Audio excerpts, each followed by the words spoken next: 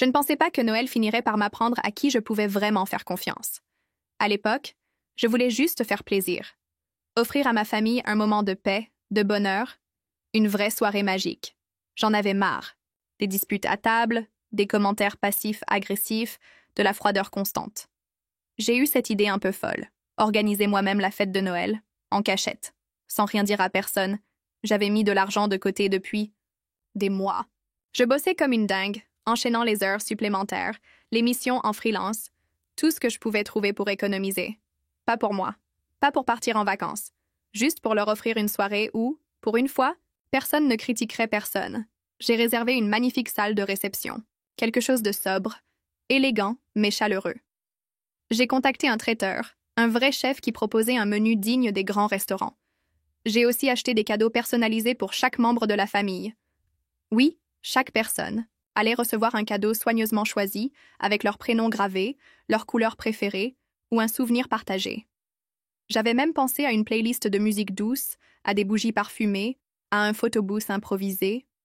Bref, j'avais tout prévu, et pourtant je n'ai rien dit à personne. Pourquoi? Parce que je savais déjà qu'ils ne me prendraient pas au sérieux, que ma tante me rirait au nez, que ma sœur me dirait que je veux me faire remarquer, que ma mère hausserait les épaules. Je voulais que la magie opère sans que mon nom y soit collé tout de suite. Je voulais qu'ils profitent sincèrement, sans préjugés. La seule personne au courant, c'était Adrien, mon petit ami. Il m'a vu galérer, m'effondrer certains soirs, douter, stresser pour savoir si tout allait être prêt à temps. Lui, il m'a toujours soutenu. Il m'a même aidé à trouver le traiteur, à négocier la salle, à emballer les cadeaux en cachette. Il m'a dit une phrase que je n'oublierai jamais. « Si tu fais ça avec ton cœur, crois-moi, ça se verra. Et ceux qui méritent le comprendront. » Je ne cherchais pas à impressionner. Je voulais juste que, pour une fois, ma famille me voie autrement. Qu'ils arrêtent de me regarder comme la fille fauchée, un peu en marge, un peu naïve. Ce Noël, j'allais le rendre inoubliable. Et eux n'allaient jamais deviner d'où venait vraiment la magie. Pas tout de suite. Mais ce que je ne savais pas encore, c'est que quelques jours avant la fête, tout allait basculer. Et que cette idée que je pensais lumineuse allait réveiller des méchancetés profondes chez certaines personnes. J'étais loin d'imaginer jusqu'où ils étaient prêts à aller pour me rabaisser, alors que j'étais justement celle qui s'apprêtait à tout leur offrir. Je pense qu'on ne choisit pas sa famille, mais on peut choisir la place qu'on leur laisse dans notre vie. Et la mienne, autant vous dire que c'était compliqué. Si j'ai voulu organiser ce Noël en cachette, c'est parce que je savais déjà à quoi m'attendre. Chez nous, les fêtes de famille, c'est une guerre froide sous des nappes de soie. Les piques volent, les regards jugent, les compliments sont rares, et quand ils tombent, c'est toujours avec une arrière-pensée. Ma tante, c'est la chef de meute. Toujours tirée à 4 épingles, toujours en train de se vanter de ses voyages, de ses sacs de luxe, de ses enfants réussis. Elle a un don pour humilier sans jamais lever la voix. Elle te regarde, elle sourit et elle t'assassine, avec une phrase du genre « Oh, tu portes encore ce manteau? Il est vintage, non? » Comprenez, tu n'as pas les moyens d'en avoir un autre. Classique. Ma sœur, elle, joue un autre jeu. Elle te donne l'impression d'être de ton côté, puis elle te plante dans le dos au moment le plus inattendu. Le genre à répéter ce que tu dis en tordant tes mots pour que tu passes pour une idiote. Une fois, elle a lu un de mes messages privés à voix haute, devant tout le monde, en disant « Oh, mais c'est trop mignon, t'as encore des rêves, toi! » Et ma mère, disons qu'elle est présente, physiquement, mais émotionnellement, absente, toujours à vouloir éviter les conflits, quitte à laisser passer des humiliations, sous son nez, juste pour ne pas faire d'histoire. Alors imaginez. Une fille comme moi, qu'ils prennent pour la paumée de service, qui travaille dans un domaine qu'ils ne comprennent pas vraiment et qui ose vouloir organiser leur Noël, je savais qu'ils n'allaient pas m'encourager. Pire, j'étais certaine qu'ils allaient se moquer. Voilà pourquoi je n'ai rien dit. Mais ce silence, il avait un poids. À chaque réunion de famille, à chaque discussion dans le groupe WhatsApp familial, je me disais « Tu fais ça pour eux, et ils ne sauront jamais vraiment pourquoi cette soirée sera parfaite. » Parfois, je doutais. Je me demandais si ça valait le coup. Si ça allait vraiment les toucher. Mais à chaque fois que j'en parlais à Adrien, il me remettait les idées en place. Tu ne fais pas ça pour être applaudi. Tu le fais parce que tu sais ce que ça fait de ne jamais se sentir à sa place. Et tu veux offrir un moment où, au moins une fois, tout le monde se sentira bien. Même si eux ne pensaient pas à toi, toi, tu les aimes assez pour le faire quand même. Et il avait raison. Je ne cherchais pas la reconnaissance. Je voulais simplement voir ma famille rire ensemble, partager un vrai moment. Même s'ils ne savaient pas que ça venait de moi. Mais malgré toutes mes bonnes intentions, ce que je n'avais pas prévu, c'est qu'ils allaient me faire passer pour une moins que rien juste avant le jour J. Et là, croyez-moi, le masque est tombé. Je me souviendrai toujours de cette journée comme d'un tournant. Le moment exact où j'ai réalisé que, peu importe les efforts qu'on fait, certaines personnes préfèrent mépriser que comprendre. C'était quelques jours avant Noël. La tension dans la famille montait doucement, comme un orage qui se prépare. Et moi, dans tout ça, je faisais semblant. Sourire aux lèvres, cœur en vrac. Je faisais des allers-retours pour vérifier les dernières commandes. Je payais les factures en douce. Je notais chaque détail dans un petit carnet caché au fond de mon sac. Et puis, le coup est venu, sec, froid, devant tout le monde. Ma tante avait organisé un petit déjeuner préparatif de Noël chez elle. Un truc habituel où, soi-disant, chacun devait proposer des idées pour les plats, la déco, les tenues. Bien sûr, tout était déjà décidé par elle, comme d'habitude. Mais j'y suis allée, sans rien dire, jouant le jeu. On était tous dans le salon. Mon cousin parlait des lumières extérieures, ma sœur sortait des magazines de déco hors de prix, et ma tante, bien installée avec son thé bio, a lancé ça, sans prévenir. Honnêtement, cette fête n'est pas pour les pauvres. Il vaut mieux rester à l'écart quand on n'a rien à offrir. Le silence qui a suivi était glacial. Moi, j'ai senti mon estomac se tordre. Elle ne me regardait pas directement, mais tout le monde savait. C'était pour moi. C'était toujours pour moi. Et le pire, personne n'a bronché. Ma sœur a baissé les yeux. Mon oncle a toussé dans sa main. Ma mère a fait semblant de ne pas entendre. Et là, j'ai compris. Ce n'était pas juste de la méchanceté gratuite. C'était un message. Tu ne fais pas partie de notre monde. Je me suis levée, lentement. J'ai ramassé mes affaires sans dire un mot. Et c'est là que mon petit ami Adrien a pris la parole. Il s'est tourné vers elle, droit dans les yeux, et a dit « Vous ne savez même pas de quoi vous parlez. Et le jour venu, vous regretterez chaque mot. » La tension est montée d'un cran. Mais moi, j'étais figée. J'avais envie de hurler, de leur balancer la vérité, que j'avais tout payé, que sans moi, leur grande soirée chic ne serait rien. Mais non, je suis partie. Je me suis dit que leur ignorance serait leur punition, que ce qu'ils allaient y découvrir dans quelques jours allait les faire redescendre de très haut. Mais au fond, j'étais blessée. J'avais mis mon cœur dans cette fête, et eux, ils venaient de l'écraser comme si je n'étais qu'un parasite. Ce qu'ils ne savaient pas, c'est que chaque seconde qui passait me rendait plus forte, parce que cette fois, j'avais une arme qu'ils n'avaient pas, la vérité et un plan. En rentrant chez moi ce soir-là, j'étais en feu. Pas de rage, pas de tristesse. Non, j'étais en feu de détermination. Leur mépris venait de me donner une clarté que je n'avais jamais eue jusque-là. S'ils voulaient que je sois invisible, alors j'allais devenir leur plus grande surprise. Je ne voulais plus seulement organiser ce Noël. Je voulais marquer les esprits. Le premier truc que j'ai fait en arrivant? Sortir mon carnet. J'ai tout relu. La liste des traiteurs, les noms des fournisseurs, les dépenses déjà engagées, les idées déco, les musiques, les cadeaux prévus pour chaque invité. Tout était là, noir sur blanc. Ce Noël, c'était moi, de A à Z, et je ne laisserai personne me voler ça. Le lendemain, j'ai appelé le traiteur. Je lui ai demandé s'il pouvait ajouter une touche encore plus haut de gamme au menu, foie gras poêlé, mini Saint-Jacques, bûche personnalisée avec le nom de chaque membre de la famille. Je lui ai dit « Je veux que ce soit la soirée dont ils parleront pendant des années. » Ensuite, j'ai contacté un fleuriste spécialisé dans les événements de luxe. Il m'a proposé une déco hivernale avec des guirlandes de feuillage, givrées, des roses blanches et même une arche lumineuse à l'entrée. Parfait. Puis j'ai réservé un photographe professionnel. Pas pour les réseaux, pour les souvenirs, pour immortaliser leur choc quand ils comprendraient. Pendant ce temps, Adrien, mon rock, m'a aidé à coordonner les livraisons. Il a même négocié un tarif plus bas avec le DJ qu'on avait repéré. Oui, on a pris un DJ. Je n'allais pas laisser une playlist Spotify gérer l'ambiance. Mais le vrai moment décisif, c'est quand j'ai décidé de personnaliser chaque place à table. J'ai écrit une lettre à chacun. Pas des mots doux. Pas de reproches non plus. Juste la vérité. Un message discret, glissés dans une enveloppe blanche posée à côté de l'assiette de chaque convive. Chacun aurait son moment.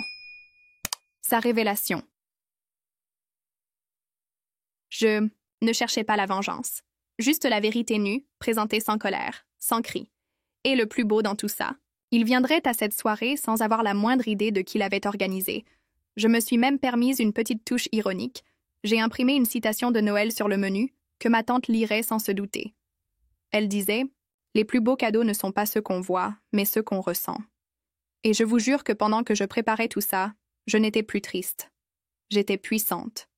Parce que parfois, le silence est l'arme la plus élégante. Et le choc à venir, il allait être magistral. Le jour de Noël est arrivé. Et avec lui, un calme étrange. Celui qui précède la tempête. Sauf que cette fois, j'étais la tempête. J'ai passé la matinée à superviser les préparatifs. Le traiteur est arrivé pile à l'heure, avec ses plats dorés, ses serveurs en tenue, tout le monde prêt comme pour un gala. Le fleuriste a installé les compositions glacées dans l'entrée. Les guirlandes blanches s'allumaient à chaque passage, donnant à la maison un air de conte de fées. Même moi, j'ai été bluffée. Mais le clou du spectacle? La table. Longue, majestueuse, nappée de lin beige, couverts dorés, verres en cristal. À chaque place, une enveloppe. Et un nom. Le leur. Je portais une robe sobre mais élégante, rien d'extravagant, mais assez pour qu'on comprenne que je n'étais plus la pauvre de la famille. Vers 19h, les invités ont commencé à arriver. Ma tante, évidemment, a été la première, toujours en avance pour se faire remarquer. En voyant la décoration, elle a ouvert grand les yeux. « C'est joli. Qui a fait tout ça? » Je lui ai souri, juste ça. Un sourire.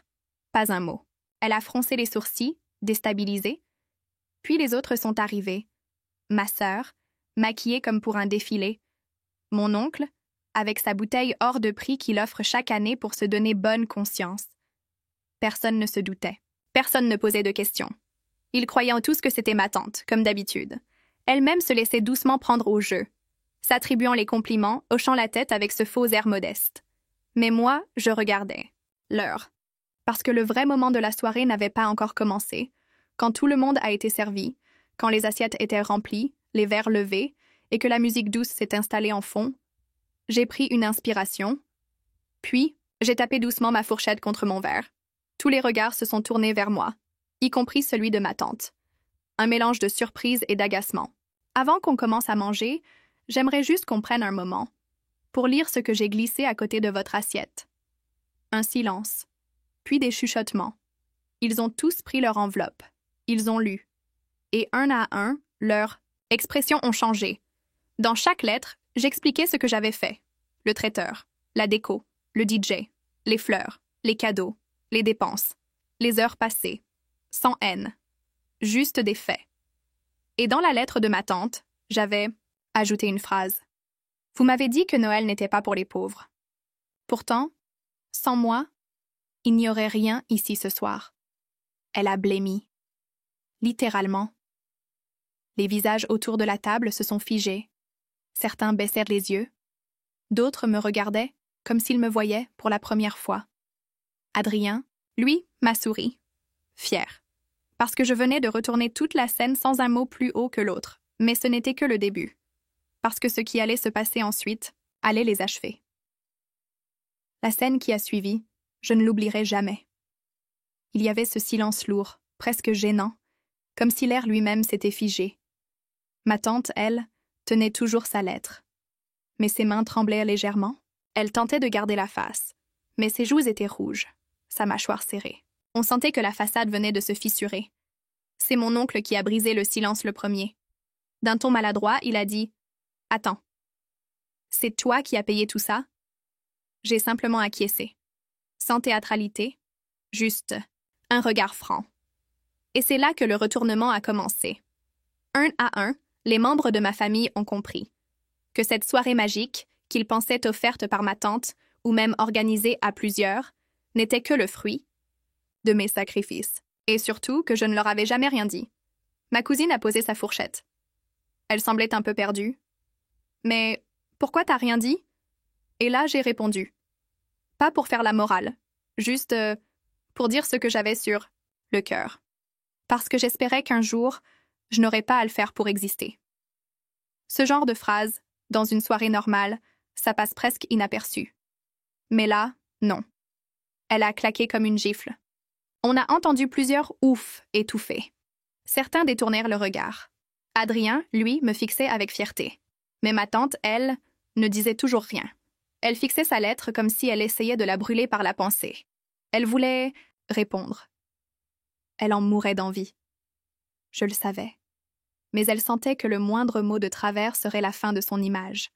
Elle perdait le contrôle. Alors, elle a fait ce que font souvent les gens comme elle. Elle a tenté de retourner la situation. Je voulais juste éviter que tu sois mal à l'aise. Je pensais que tu serais mieux chez toi vu ta situation. Cette phrase, ce mot, ta situation, ça m'a frappée. Mais cette fois, je n'ai pas baissé les yeux. J'ai répondu, calmement, sans hausser la voix. Ma situation, c'est celle d'une femme qui a bossé dur pour que vous passiez un Noël que vous ne méritez même pas. Et là, silence total. Même la musique semblait s'être arrêtée. Puis, comme dans un film, Adrien a levé son verre. À elle. À la seule ici qui a compris la vraie signification de Noël. Certains ont suivi. Ma sœur. Un cousin. D'autres ont hésité, par gêne. Mais le signal était lancé. Ma tante, elle, s'est levée. Lentement. Et sans un mot, elle a quitté la table. Ce moment, je ne l'avais pas prévu. Mais je savais que c'était juste. Parce que ce soir-là, les rôles se sont inversés. Et pour la première fois, je n'étais plus l'invisible. J'étais celle qu'on regardait. Et surtout, celle qu'on respectait. Ma tante venait de quitter la table. Et pourtant, personne ne bougeait. Pas un mot, pas un bruit.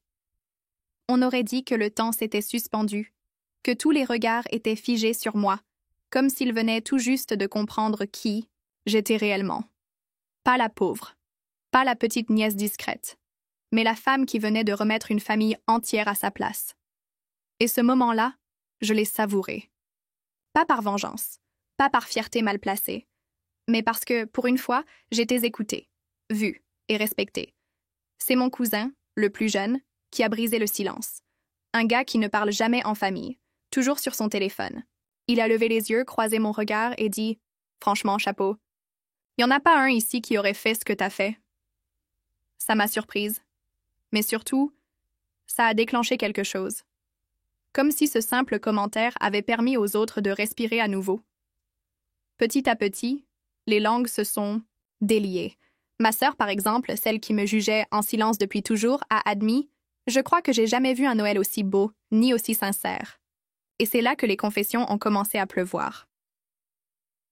Un autre cousin a avoué qu'il n'en pouvait plus de l'attitude condescendante de ma tante depuis des années.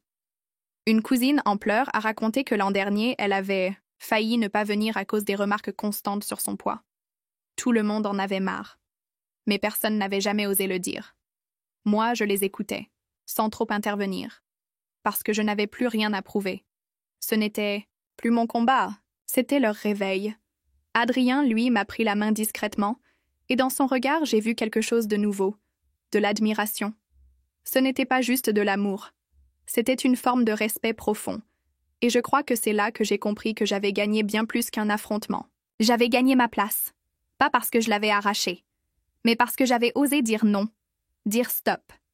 Et pendant que les discussions continuaient, que les gens riaient un peu plus librement, que les tensions se dissolvaient, ma tante, elle, restait invisible, cloîtrée dans une chambre, trop fière pour revenir, trop blessée pour s'excuser. Mais moi, je n'en avais plus rien à faire. Parce que ce Noël, je l'avais sauvée. Et la suite, vous allez voir, elle allait sceller définitivement ma revanche. Le lendemain matin, l'ambiance avait totalement changé.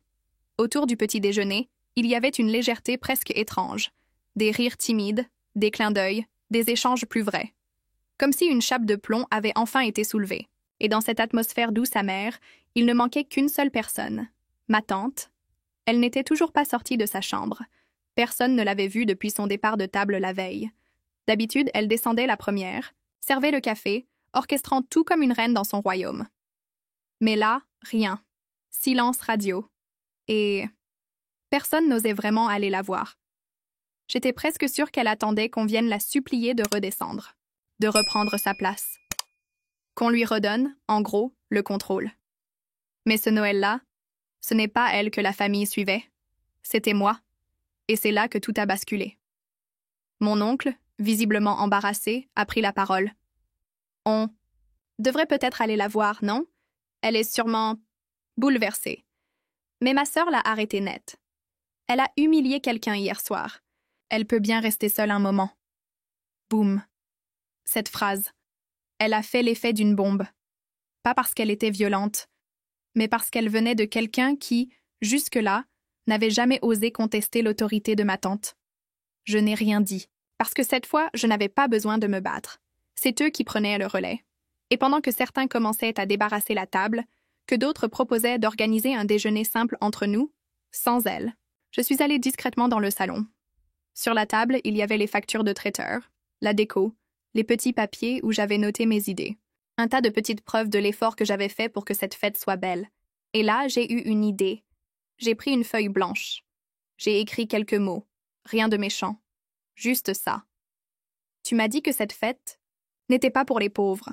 C'est fou, parce que c'est la plus belle qu'on ait jamais eue. Puis j'ai signé. Et j'ai glissé la lettre sous sa porte.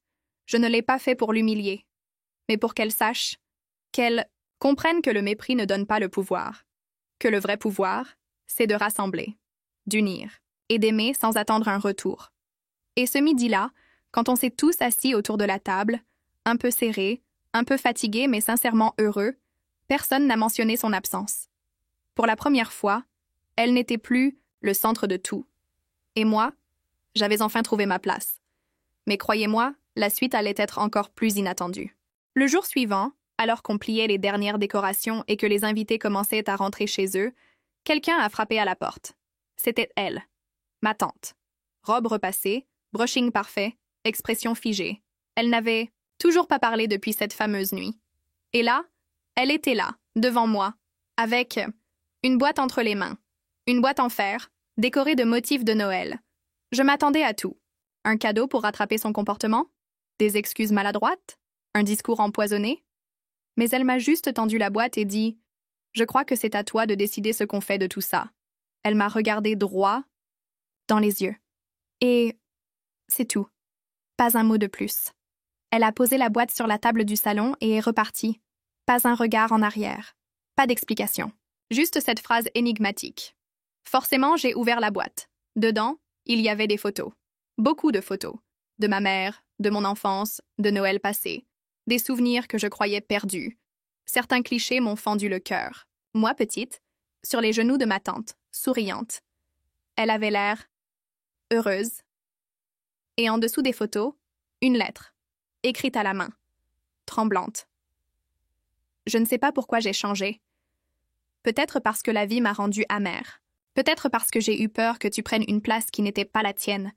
Ou plutôt, une place que je refusais de partager. Tu m'as rappelé qui j'étais avant, et ça m'a fait peur. Je suis restée là, figée. Parce que ces mots, je ne les attendais pas. Elle ne disait pas pardon. Pas de manière directe, mais c'était plus profond que ça. Elle admettait. Elle reconnaissait son rôle. Et d'une certaine manière, elle me laissait décider de la suite. J'ai passé la journée entière à regarder les photos, à relire la lettre, à me demander si j'avais encore la force, ou même l'envie, de lui tendre la main. Et pendant ce temps-là, Adrien m'a prise dans ses bras. Il m'a dit une phrase que je n'oublierai jamais. Ce n'est pas parce qu'on pardonne qu'on oublie. Mais parfois, choisir de ne pas se venger, c'est encore plus puissant. Et là, j'ai compris que la vraie revanche, ce n'était pas de lui faire mal, c'était de vivre ma vie, libre, entourée, aimée, et debout. Mais croyez-moi, je n'avais encore rien vu. Parce que ce que j'allais découvrir juste après allait tout changer. Quelques jours après Noël, alors que tout semblait doucement revenir à la normale, je suis tombée sur un message étrange dans ma boîte mail. L'expéditeur? Un certain Jacques Lebrun, inconnu au bataillon, mais le sujet m'a figée. À propos de l'héritage de votre mère. Mon cœur s'est mis à battre plus vite. Ma mère était décédée depuis des années, et on m'avait toujours dit qu'il n'y avait rien. Qu'elle n'avait laissé aucune assurance, aucun bien, rien d'autre que des souvenirs et des photos. Mais ce message, il était précis et terriblement sérieux. Je l'ai ouvert. Et là, noir sur blanc, Un notaire m'expliquait que ma mère avait bien laissé un testament, mais qu'il avait été mis de côté par l'exécutrice désignée à l'époque. Une certaine Hélène. Oui, ma tante. Je n'arrivais pas à y croire. Je relisais la ligne encore et encore. Apparemment, il y avait un compte bancaire oublié et une part d'un terrain familial que ma mère m'avait expressément légué.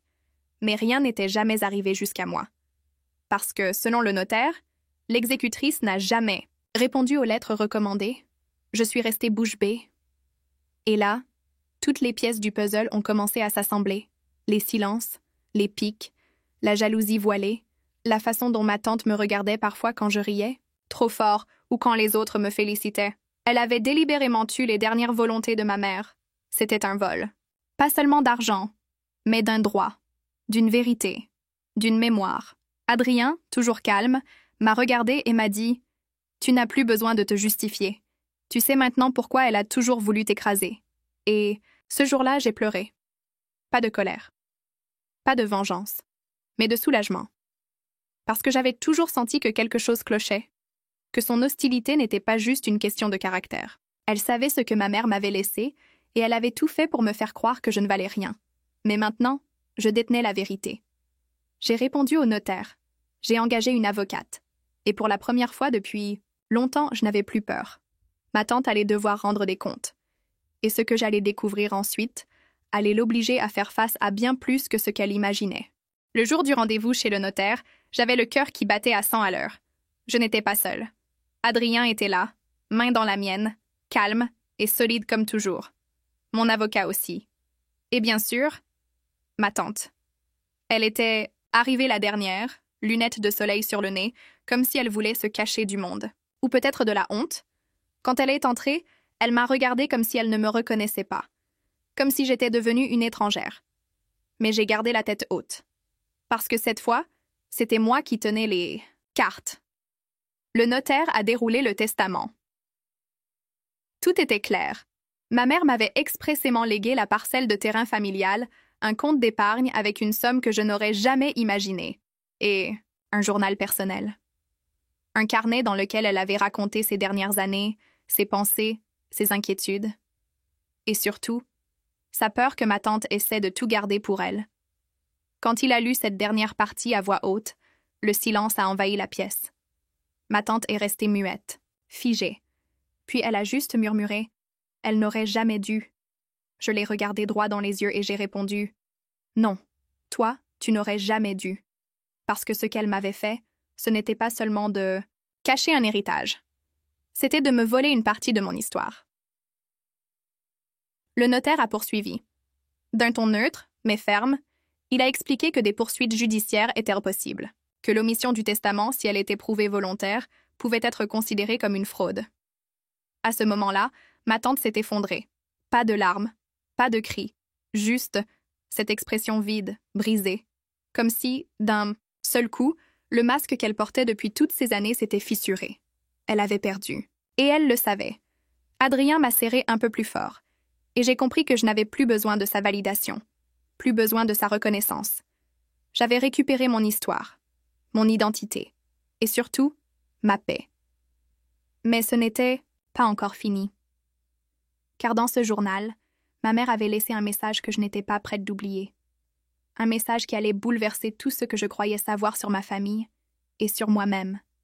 Et croyez-moi, ce qui allait suivre allait tout faire basculer.